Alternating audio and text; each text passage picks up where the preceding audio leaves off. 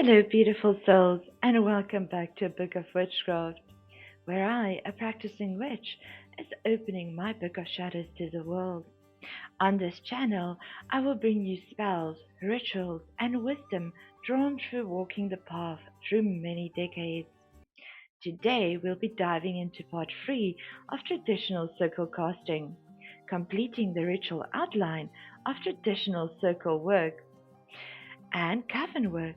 Don't worry, I will continue posting more traditional craft and coven work videos on Tuesdays, so stay tuned, beautiful souls. Next week, we will explore another topic in traditional craft and coven practice. In the last video, we covered path working, spell work, and energy raising in the circle. You can find the video in the description.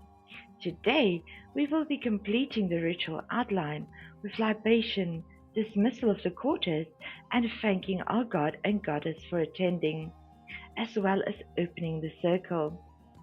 So, once the spell has been cast, the libation can begin. All of the members in the circle will stand and face the altar. On the altar, there will be offerings for both the god and the goddess. The high priest and high priestess will then approach the altar and make an offering to the god and goddess. In traditional circle casting, it is very common for both the god and goddess to be invoked in ritual. If you are a solitary practitioner and did not invoke the god and goddess, you may still like to make an offering. In gratitude, thanking the power of magic in whatever form it may take for you. So, for the god and the goddess, a plate and cup are placed out, often using the chalice explained in the 4 basic magic tools video. A coven often has a chalice and plate reserved for this purpose. In very old custom, all coven members used to drink from the same chalice and eat from the same plate. Except in private closed rituals, this practice has mostly been abandoned in modern times. Depending on your coven and your closeness with each other, you may choose whether or not to use this tradition. The high priest and high priestess will often speak words of gratitude over the offering, thanking the god and goddess, and offering a small piece of food and drink to them. The food chosen is often associated with the reason for the celebration or spell. For example, at lamas, grain is often offered, while at Samhain, meat is more common. However, this is always up to coven preference. Once the offering has been made, initiates will take the food from the high priest and high priestess and begin walking the circle to hand out offerings to other members. It is tradition to offer a blessing as the food and drink are handed out. As with all else in the craft, presence and intention are important. The initiate will hand the plate of food to a coven member who takes a piece of the offering, while the initiate will say, "May you never hunger." The coven member will then respond with a blessing towards the initiate. This is up to the coven member, but the very common phrase is, "May your cupboards always be full." More elaborate blessings may also be given, as one feels moved to do so. Handing out an offering is part of initiate service, and the blessings they receive are meant to enrich them for the remainder of their lives. Speak any blessings with intention and purpose, even if using a common phrase. Drink is then also offered to each member, usually poured into a chalice they bring to ritual. The blessing for pouring is, "May you never thirst." A common response is, "May abundance always flow in your life." Now, I want to tell you, may you never hunger and may you never thirst. The drink offered can be as simple as water, though juice or alcohol may also be used depending on the coven and the reason for the ritual. Not all covens offer alcoholic drinks, and this is often reserved for more private, closed rituals. Once everyone has received their food and drink, the initiates who offer them also exchange food and drink with the same ritual. It is customary to wait until everyone has received their portion before beginning eating and drinking. Everyone will then take a seat and become comfortable, because the next step in the ritual, though joyful, can take some time. The high priest or priestess normally begins the Wassail, or Thanksgiving ritual, and decides how the circle will move along by choosing the next member. For very large rituals, it is best to move either Deisol or Windishans to ensure that everyone has a turn. The Wassail ritual is about giving thanks for something in your life that you already have, followed by a toast with the rest of the coven using the word Wassail. This can be anything. News is often shared during this ritual, such as marriage proposals, expecting a new baby, or a promotion. It can also be something small, such as just simply getting through the day, or gratitude for your health. The key is that it must be something that you have and are thankful for. For larger rituals, it's recommended to keep your words brief unless the news is of great importance. After giving thanks, lift your glass and say, Wassail! The rest of the coven will also respond with Wassail and take a sip from their glass. Since this part of the ritual may go on for some time, it is wise to take small sips. Once the Wassail ritual has been completed, we can proceed to dismissing the quarters. This is done in the opposite direction from the invocation. North.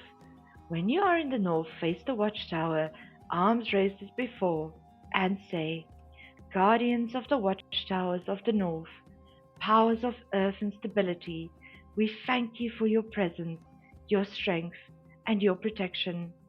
As our rite now comes to a close, we release you with gratitude and honor. Go if you must, stay if you will, hail and farewell. You can now extinguish the candle for this quarter. Now we will move to the west, the water quarter. With arms raised as before, say, Guardians of the watchtowers of the west, power of water and intuition, we thank you for your presence, your guidance, and your protection. As our rite now comes to a close, we release you with gratitude and honor. Go if you must, stay if you will, hail and farewell.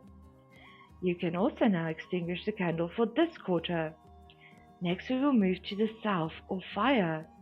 Arms raised as before, say, Guardians of the watchtowers of the south, powers of fire and passion, we thank you for your presence, your inspiration, and your protection. As our rite now comes to its close, we release you with gratitude and honor. Go if you must, stay if you will, hail and farewell. Extinguish the candle for this quarter. Lastly, we will move to the quarter of the east, or the power of air.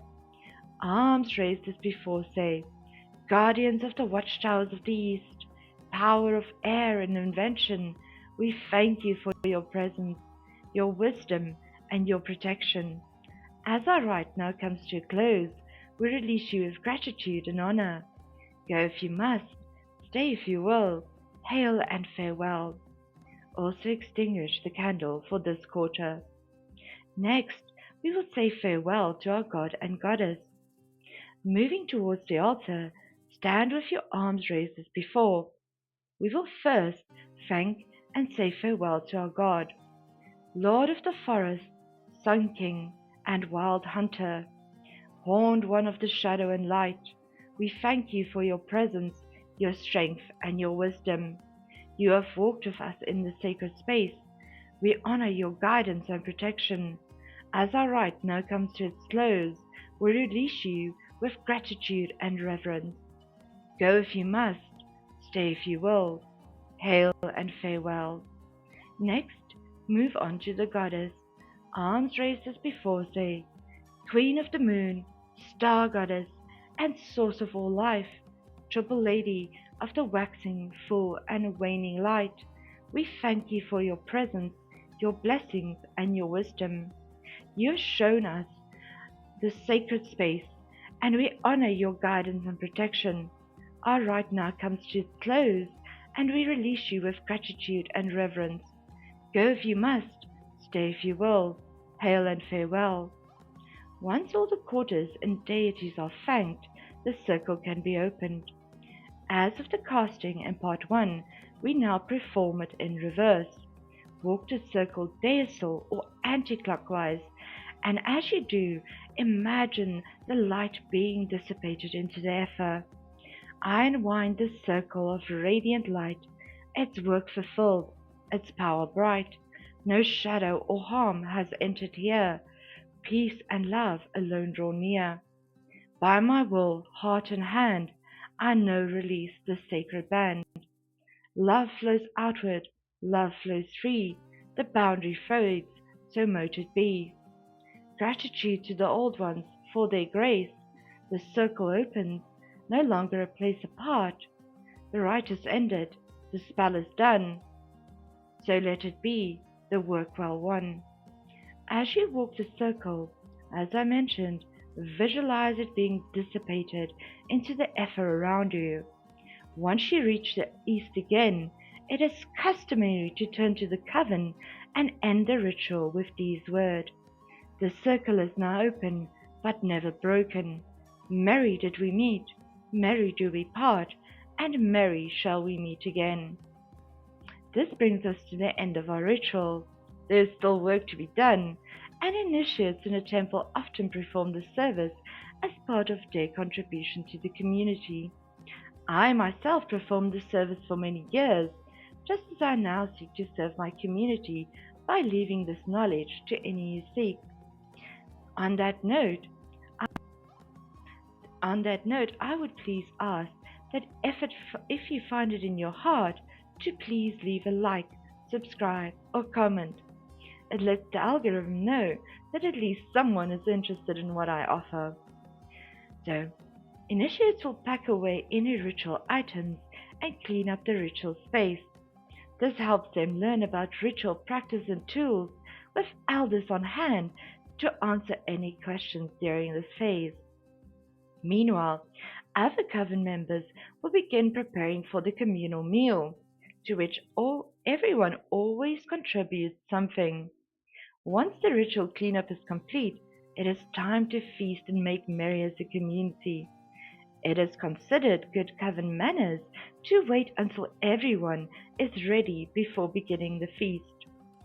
And that, my beautiful witches, brings us to the end of part 3 of the traditional ritual method. All this can be adapted to salutary practice, and it serves as a good reference point if you are ever interested in joining or starting a coven. I hope you found value in this knowledge. If you did, I humbly ask that you pay it forward by leaving a like, a comment, or subscribing to this channel so it can continue to grow. With the support of witches from around the world, I can continue making these videos and sharing my knowledge. Thank you for joining me today in my circle. Have you ever attended a coven ritual or been part of a coven? I would love it if you shared some of your experiences with us. Merry did we meet, merry do we part, and merry shall we meet again. Thank you for watching, and as always,